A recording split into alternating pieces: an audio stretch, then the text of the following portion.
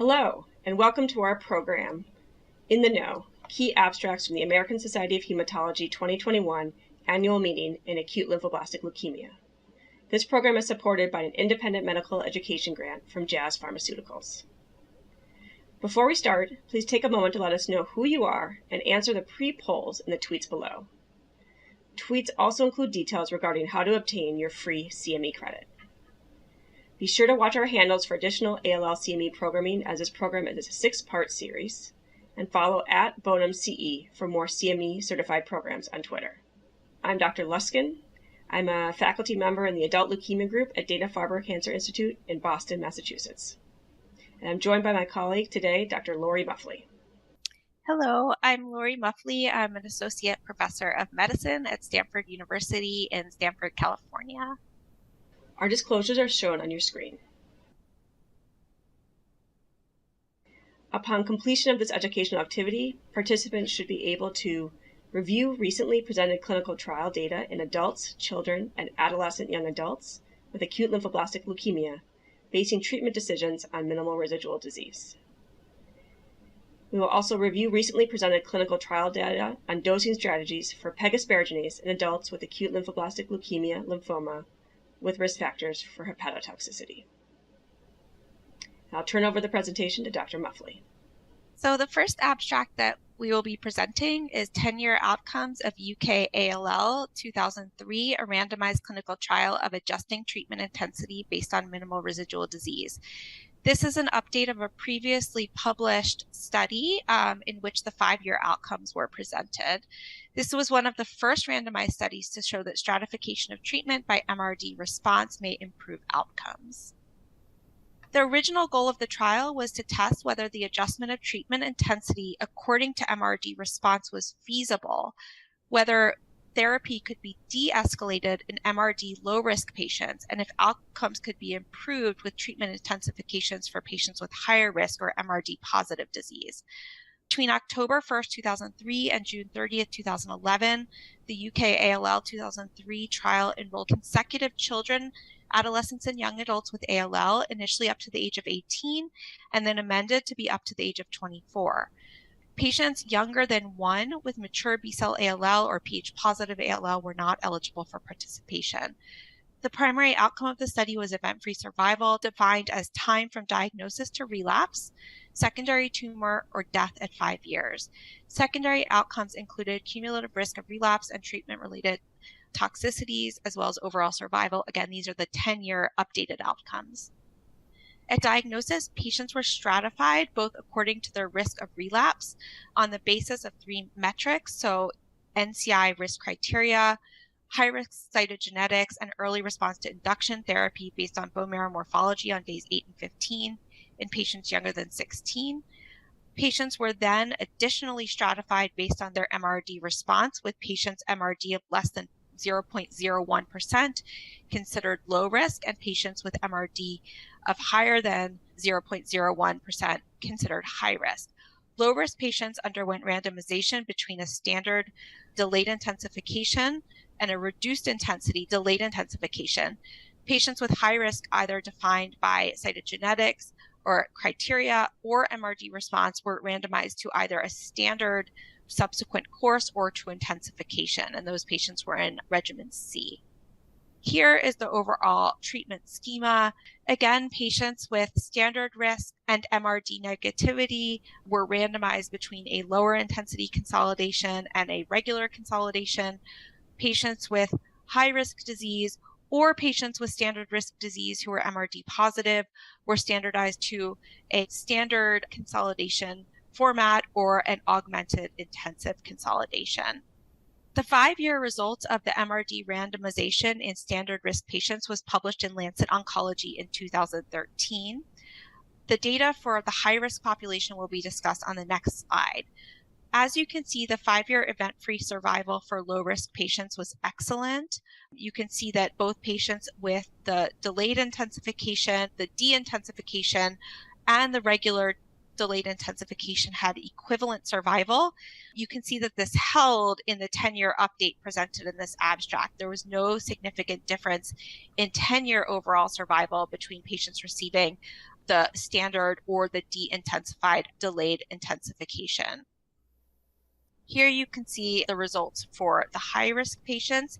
In the initial publication at 5 years, there was a difference in event-free survival between patients with augmented intensified consolidation versus the standard consolidation. These patients were either MRD positive or had high-risk disease. However, when we look at 10 years, that significant difference in overall survival, at least, was no longer present. The authors of this abstract also did an evaluation looking generally at the outcomes of children who had long-term survival on this study relative to age-sex matched controls, and found that the relative survival of young patients with good cytogenetics and end of induction MRD negative status, these were the best patients in the study, had an overall survival that was approaching that of age-sex matched general controls. So in conclusion, the long-term follow-up of the UKALL 2003 study confirms that a modest de-escalation of consolidation in MRD negative clinical standard and intermediate risk patients is safe. There were similar event-free survival and overall survival witnessed in 10 years with this de-escalation as compared to the more intensive consolidation.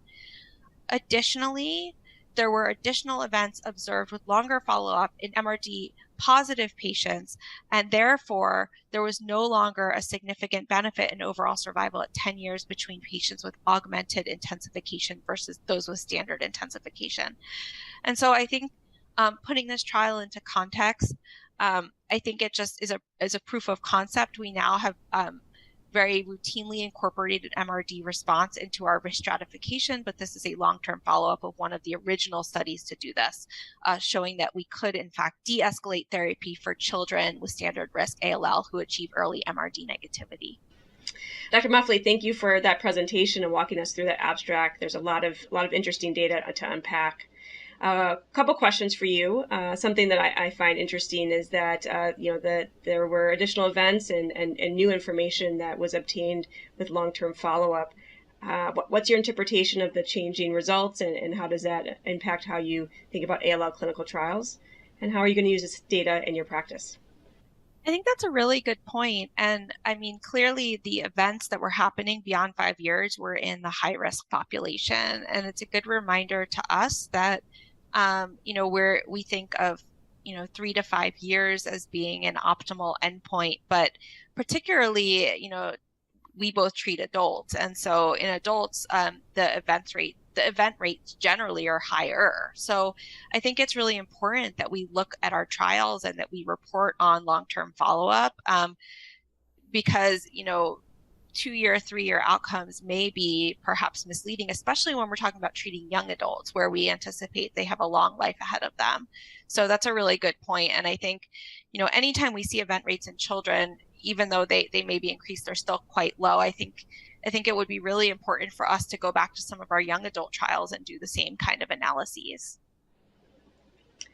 The next abstract we'll discuss is shown here on the screen. First results of the risk-adapted MRD stratified GMALL Trial, 08-2013, in 705 adults with newly diagnosed acute lymphoblastic leukemia lymphoma. The trial just presented by Dr. Muffly, UKALL 2003, was really interesting for its really long-term follow-up, which showed improved outcomes in children and AYAs with ALL with intensified pediatric regimens. But they didn't provide data in that study for older adults up to age 55 receiving pediatric-inspired treatment. And that's really what we'll explore in this abstract.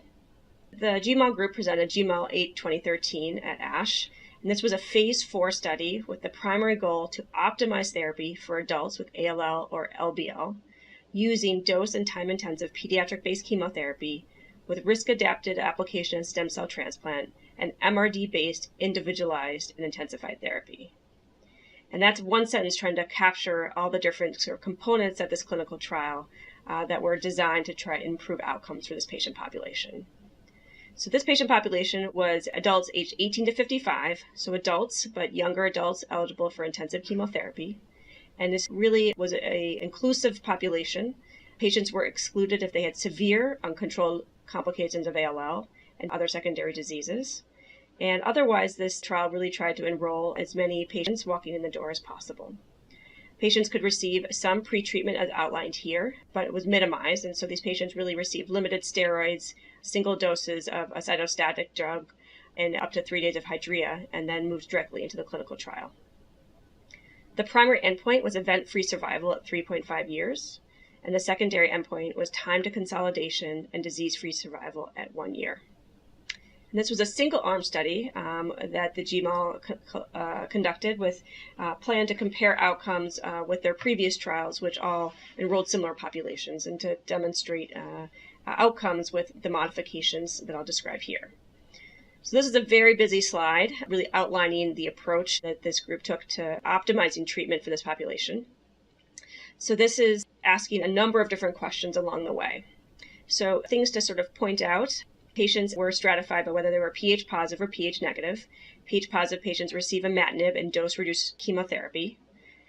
After consolidation 1, so after an induction phase and an early consolidation phase, patients who were either high risk, as defined on the slide in the center box, based on their immunophenotype or specific genetic features, high white blood cell count at diagnosis, or failure to achieve CR after induction 1. If one of those high-risk features was present or the patient didn't achieve an MRD negative state after induction, were allocated to receive targeted therapy, either blinatumomab for pre-B-cell ALL, or nelarabine for T-cell ALL, or a TKI for pH-positive ALL, and then to use that targeted therapy to achieve a better response and then bridge to stem cell transplant. Patients who did not meet one of those criteria would continue on the standard regimen as shown there, with multiple cycles of chemotherapy, relatively standard for ALL, with differences based on lineage, with B-cell lineage patients receiving high-dose cytarabine, whereas T-cell lineage patients received nelarabine. One important feature was the risk adaptation, as defined by presenting features and response, and using targeted therapy to address MRD prior to transplant. This trial also included a number of other randomizations, including a randomization about intensity of CNS treatment in B-cell ALL, whether or not to use CNS radiation. And there was also randomization about stem cell transplant versus standard chemotherapy in high-risk patients as defined previously, but for whom a molecular CR was achieved. Here is a table showing the results. This trial enrolled 770 patients from 78 centers. 93% of the patients achieved CR after 1 induction, which was consistent across all the subgroups, except slightly lower in patients who had high-risk B or T ALL. There was an induction death rate of 4% overall, which was consistent again across subgroups and was attributed to the fact that patients were enrolled broadly, including those who were relatively ill. The molecular response rates varied slightly more by different patient groups. The overall molecular CR rate was 61%. This was lower in patients with pH-positive ALL and patients with high-risk B or T-cell ALL, again as defined on this previous slide. Next, the group presented their survival data, and they reported a 3-year overall survival in the population of 76%. With no difference based on whether the patient had ALL or LBL at diagnosis. Younger patients, ages 18 to 25, a traditional AYA population, had an impressive 3-year overall survival of 87%. And the patients who were older had slightly low survival, but even the patients 46 to 55 years had a 73% overall survival, which was very encouraging.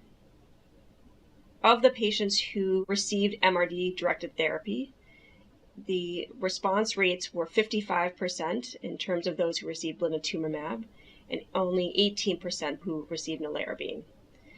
Still, patients who were MRD positive after induction had excellent long-term survival at 75-79% after receiving targeted therapy and bridging to transplant. Finally, the group presented results regarding pegaspargase dose reductions and risk for hepatotoxicity. In this trial, the first dose was reduced significantly in particular patients who were thought to be at risk for pegaspargase toxicity, including elevated BMI, hepatic steatosis, or pre-existing liver toxicity. The second dose was recommended to be further dose reduced if there were toxicities with the first dose, of treatment. The slide shows rates of toxicity, which were interestingly different between those who were pH negative and pH positive, which may be due to different regimens, including the use of TKI in the pH positive group. The dose was reduced in 24% of patients, 24% pH negative and 21% of pH positive for the first dose based on the risk criteria. And then in the second dose, more patients required dose reductions based on their tolerability of the first dose. So this was a complicated abstract with a lot of interesting data, but they were able to demonstrate that the pediatric-based regimen is feasible and effective in adults up to age 55 years, that intensive individualized asparaginase dosing was feasible in a large multi-center setting, that approximately 90% of pH negative patients who have MRD positivity after induction are able to receive targeted therapy. And they reported that the response rates to that targeted therapy are lower than were expected based on the previous studies. Overall survival, however, of patients who are MRD positive after consolidation 1 was promising with the combination of those targeted therapies followed by stem cell transplant. Marlise, thanks for presenting that abstract. I'm curious about the data up to 55 years of age with the pediatric regimen that's been presented by the Europeans, and I'm curious how you think that's interpreted in the United States or in your practice. Yeah, Lori, I think that's an excellent question, and I think your question really highlights the complexity of ALL treatment.